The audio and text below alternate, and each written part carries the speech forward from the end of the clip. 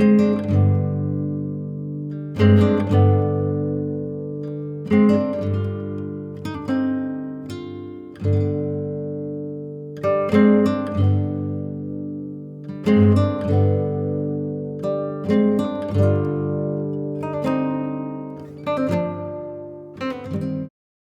of you that know the way of the sea would say that Price had picked the wrong time of the year to set sail from Gracias a Dios.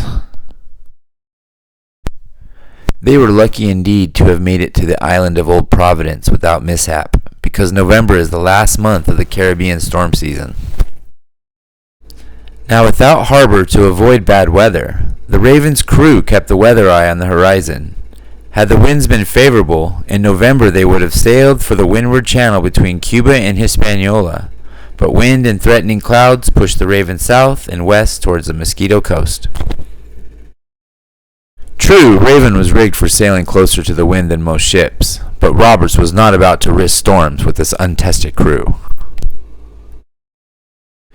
Indeed, Price too had his doubts about their abilities.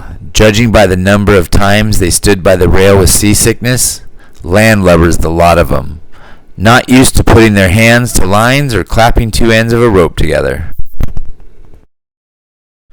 There was a need for more seaworthy hands, that may be true, but numbers had its place in a fight as well. Arm them and send them over the rail into the fire and fury of battle. If they prove themselves or die trying, they may be worth their share of the loot.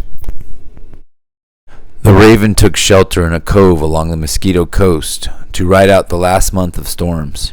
Here they dyed the sails black and hunted on the shore for meat.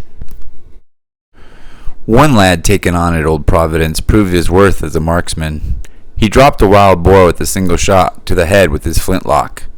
He was of slight build and blind in one eye, covering that side of his face with a rag draped down from beneath his hat, to hide what everyone believed was a horrible scar.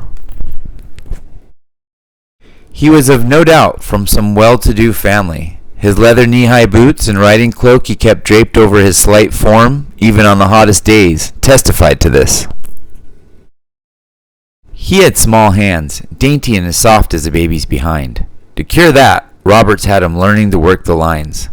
Let a rope slide through those girly hands, and a few times, that'll make him a proper sailor before the mast. He came to be known as the Hunter, because along with his missing eye, he had no voice to speak with. He simply did whatever he was told to do. In December, the weather improved.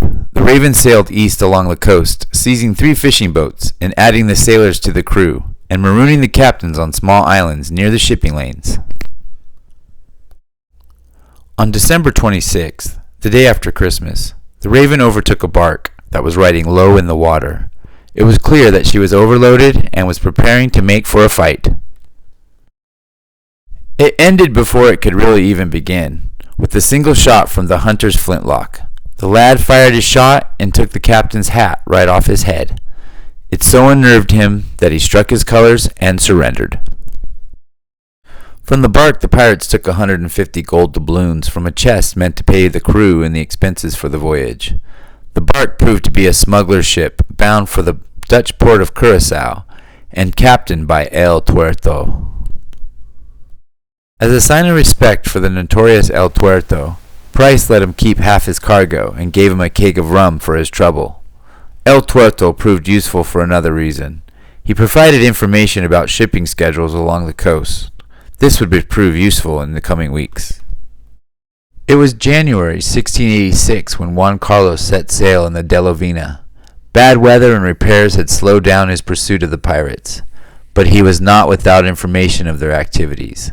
3 small ships had been seized along the Mosquito Coast. The fishing boats were pirated for their supplies, and the crew and their captains were marooned and left to their fate. On the first day of February 1686, word of a pirate sighting reached Juan Carlos, as he had rescued a captain of one of those fishing boats from a sandbar island.